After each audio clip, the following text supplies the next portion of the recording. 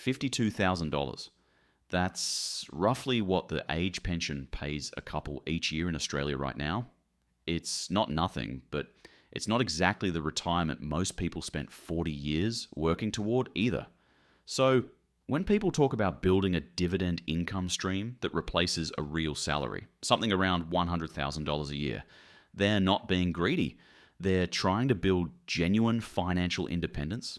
The question is what that actually takes in Australia, with Australian tax rules, Australian yields, and Australian market conditions.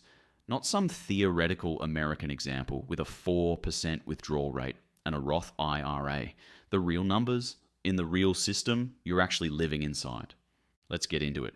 What yield are you actually working with? The starting point for any dividend income calculation is yield. And in Australia, yield has a dimension that almost no other market in the world offers at the same scale: franking credits.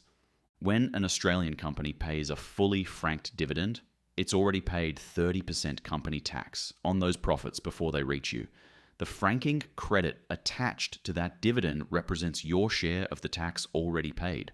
For a retiree with a low taxable income, the ATO will refund those credits in cash.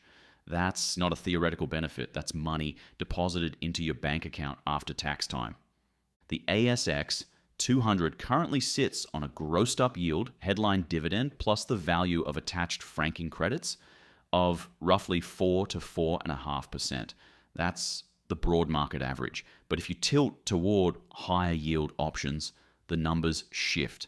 Vanguard's high yield Australian shares, ETF, VHY, is currently running a trailing yield of around 5.4%, with recent distributions carrying approximately 88% franking. That's a meaningful income tilt, still diversified across over 50 companies, and with most of that income arriving with significant tax already attached. So at a practical working yield of around 5%, grossed up, including franking, a $2 million portfolio generates $100,000 a year in income. That is the headline number. But how hard that $100,000 works for you depends almost entirely on where you hold it. Structure is where the real money is made or lost. This is the part most conversations about dividend income skip straight past. And it's arguably the most important variable in the whole equation. If you're holding dividend shares in your own name outside of superannuation and you're earning $120,000 from your job, every dollar of dividend income on top of that sits in the 39% tax bracket, including the Medicare levy. A $5,000 fully franked dividend from a Big Four bank comes with a $2,143 franking credit attached. You declare $7,143 as income. You get a $2,143 credit applied. But at your marginal rate, you'll still owe an additional top-up of around $640. It's not catastrophic, but it's a drag. And that drag compounds across an entire portfolio. Now put that same portfolio inside superannuation in the accumulation phase. Investment income, dividends, distributions, capital gains is taxed at 15%. That franking credit doesn't disappear. In many cases, it wipes out a chunk of the tax owed entirely, and you keep far more of the income. Now move into retirement and shift your super into pension phase under the transfer balance cap, which rises to $2.1 million from July 2026. You can hold up to that amount in an account-based pension where all earnings, every dollar of dividends, every distribution, every capital gain is taxed at zero. Nothing. The franking credits on your fully franked ASX shares become refundable in full. Your effective tax rate on dividend income inside a pension phase super account is genuinely zero. That means a $2 million super portfolio in pension phase at a 5% grossed up yield is producing $100,000 a year and keeping every cent of it. You don't need to gross up for tax. You don't need to factor in a marginal rate drag. That is a structurally powerful position, and it's available to ordinary Australians who plan for it deliberately. What if you want income before you can touch your super? Preservation age in Australia sits at 60 for most people born after 1964. If you want to live off dividend income before that, you're working with a portfolio outside super, and the tax picture is less favorable. That doesn't mean it's a bad strategy. It means you need to account for it honestly. The approach that works best here is running two portfolios in parallel. One inside super, compounding in a low tax environment and building toward a pension phase drawdown. One outside super in your own name or through a family trust if the circumstances warrant it, generating accessible income before preservation age. The outside portfolio takes the tax hit. The inside portfolio builds efficiency over time. Together they give you both flexibility and compounding power. A broad Australian ETF like BetaShares A200 has delivered annualized total returns of roughly 9.8% since inception, with recent quarterly distributions carrying around 85% franking. Combine that core position with VHY for an income tilt. Add some global equity exposure through VGS or IVV to reduce your concentration in Australian banks and miners. And you've got a portfolio that's diversified, income producing, and not catastrophically exposed to any single sector downturn. Dividends can be cut, plan for it. During the early months of COVID in 2020, Australian banks slashed their dividends at the direction of APRA, which told them to preserve capital rather than pay out to shareholders. Westpac's dividend dropped by roughly 50%. ANZ deferred theirs entirely. For someone living off bank dividends as their primary income source, that was a genuine shock.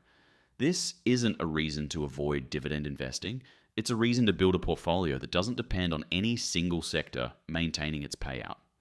Mining company dividends fluctuate with commodity prices. Bank dividends move with regulatory capital requirements and credit cycles. Property trusts adjust distributions when debt costs rise. The answer isn't to avoid these sectors. They're among the highest yielding parts of the ASX. The answer is diversification across sectors, across a number of individual holdings, and with a cash buffer that means you're never forced to sell shares at the wrong time just to cover living expenses. 6 to 12 months of living expenses held in a high interest savings account. Right now, you can find rates around 4.5% to 5% at institutions like ING, Macquarie, or Ubank. Means a dividend cut or a market pullback doesn't force your hand. You draw from the buffer while the portfolio recovers. That buffer is the mechanical difference between a dividend strategy that survives a downturn and one that doesn't. The honest roadmap. The first milestone is getting $100,000 invested. That's where compounding starts to become visible and the distributions start to feel real rather than theoretical. Reinvest every distribution through a dividend reinvestment plan at that stage. Let the snowball build before you start taking income. From there, it's about consistent contributions, diversification across quality ASX ETFs and individual dividend-paying companies, and maintaining your super contributions to maximize what's growing in the tax-efficient environment. The concessional contribution cap sits at $30,000 per year right now, rising to $32,500 from July 2026. Salary sacrificing to that cap, where your income allows it, is one of the highest leverage moves available to an Australian building toward dividend independence. As you approach the final stretch, within 5 to 10 years of retirement age, the focus shifts to getting as much into pension phase super as possible before you flip the switch. The combination of a large tax-free portfolio inside super and a diversified income-generating portfolio outside super gives you income flexibility, tax efficiency, and resilience to reliably produce $100,000 a year in dividend income in Australia. The realistic portfolio size at a sustainable 5% grossed up yield is $2 million. In pension phase super with zero tax on earnings, you might get there at slightly lower capital because you're keeping more of the income. Outside super at higher marginal rates, you need more capital to net the same after-tax result. The number responds to your structure, your age, your tax position, and the quality of what you own. But the principle underneath all of it is simple: income that shows up without you selling anything, income that has franking credits attached, income that compounds if you let it, and a structure that keeps as much of it as legally possible out of the hands of the ATO. That's the goal. Build toward it deliberately, and the maths will work in your favor. If this helped you think more clearly about what dividend income actually requires in Australia, hit the like button and subscribe. There's a lot more straight talking Australian finance content coming. I'll see you in the next one.